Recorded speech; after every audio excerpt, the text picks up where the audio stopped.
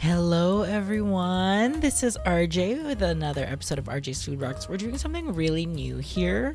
We're taking it back, lo-fi, basic, really self-care it up. You know what I mean? And just take things back and make these videos a little bit more simple, at least for these next couple of days, weeks, as I'm moving to Chicago. Anyway, I'm calling these series the Basic Series, where I'm showing you basic recipes that I know from the bottom of my heart and have been staples with me for years, and I'm here to share it to you. Today we are making a roast chicken, and as you can see, we are preparing our roasties. Those are the things that we call what we put at the bottom of our roasting pan to really soak up all of the juices from the chicken that we're roasting. So my typical roasties are potatoes and carrots. You really want to use a root vegetable here because they're hearty and they can really soak up a lot of moisture without breaking down. So I'm doing potatoes and carrots. I'm seasoning them with herbe de Provence, which is a French seasoning mix, and a little bit of olive oil and salt and pepper. So that's going to be the base of our chicken. Let's get our chicken ready. I'm setting down some paper towels because we really want this chicken to be dry, honey. We're getting her ready. First, we're going to season. This is a combination of kosher salt and pepper, and I am seasoning all the way through, inside and outside. And I'm sorry, I wish I could like censor my hand inside that chicken because it did not look it did not look elegant. But anyway, what's really important is stuffing the chicken with different aromatics as well. So I'm using some stalks of celery. I'm fitting a whole lemon in there, and a bit of a garlic bulb. That's probably like half a bulb. Now we get to season all the way outside, and this is a really messy process, and I am apologizing in advance for how gross this is gonna end up looking, but you are seasoning it all the way around with salt and pepper, and then I'm using like softened butter. I'm putting a little bit of it in between like the skin and the meat, and then I'm basically just like rubbing it and massaging it so that way there's butter all the way inside, underneath the skin. I'm also using butter, softened butter, to kind of coat it all the way around the chicken as well. And now I'm tying it up. So this, I had to like learn how to kind of like do this on my own. And every time I like YouTube like how you tie chicken legs, it's just you just do it. You just tie it. So literally, you're just gonna have to get better at it. So you tie the chicken legs up and then kind of tuck the little butt. So that way none of those stuffers don't pop out. And then you're going to tuck the chicken wings in kind of just like that. You're going to like tuck that flap right underneath so that way it's set up like that. And then put it on top of your roasties. Roasties, roasties. Roasties on the chicken.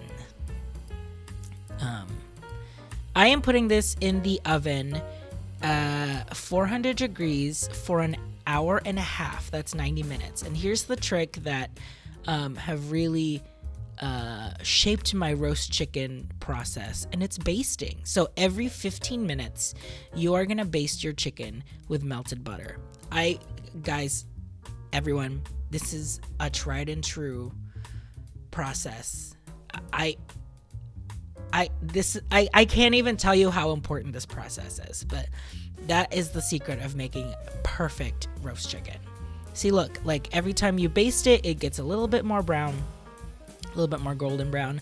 What I'm doing here is because my oven also has like certain hot spots, I'm also flipping it halfway through. That way it kind of makes an even roast. As you can see, it looks amazing. I'm using a meat thermometer here to make sure that the thickest part of the chicken, which is the breast, is at around 160 to 165. I think this ended up being like 140. Yeah, I was like getting up to 150. So we just needed another like 15 minutes in the oven. So I'm doing my final baste. As you can see, look, the basting has really helped brown this chicken. And I'm putting it back, and that'll be the end of it. The end of it. Ugh. And there you have perfect roast chicken. I love, like, this is like my go-to like self-care for Sunday nights. If I know I have like time to roast a full chicken all day, I will do it. So once you have it up, you're basically just going to like set it and tent it in aluminum foil for probably about like 20 to 30 minutes, just so that all the juices kind of like stay intact and juicy within that chicken right before you carve it. Now you're probably wondering, RJ, how in the heck am I supposed to carve this chicken? I don't know a thing about carving chicken. Well, me neither, but this is the way I have learned how to carve chicken. So hopefully it helps for you. So first I am taking out all of my roasties. They have like roasted so tenderly. Perfect. And then I'm draining all that juice because we are going to make a gravy with it. So once you've set your chicken down, it's time to carve. The legs are a good place to start because they kind of have like a socket like right around basically the natural crease of the leg with the rest of the body. Find that socket with like the tip of your knife, and if you feel like a tenderness, just go for it. It should be able to pop out pretty easily. As you can see, like I use the tip of my knife a lot when I'm carving chicken to kind of find those joints where the chicken will naturally want to separate. So there's one leg, and then I am attempting to do it for the second leg. I got this carving board that has like a carving board on the back and then a regular chopping board at the top. You've seen it in every video. But this was the reason why I wanted to buy it, because carving chicken is so juicy, which is a good sign. You know, that's a good sign of a well-cooked chicken.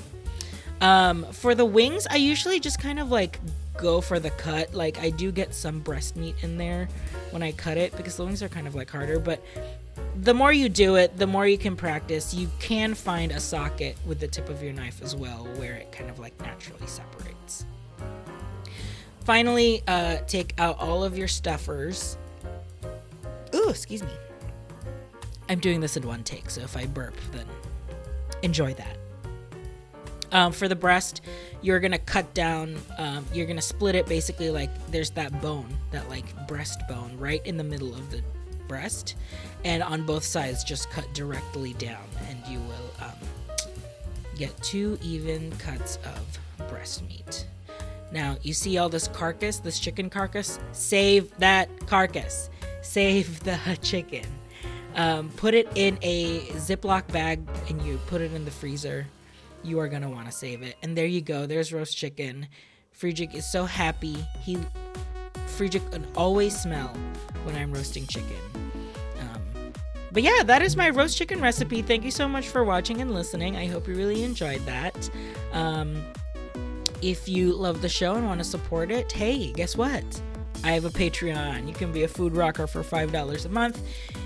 You get some awesome perks, and you get to be in my video every week. So thank you to all my food rockers.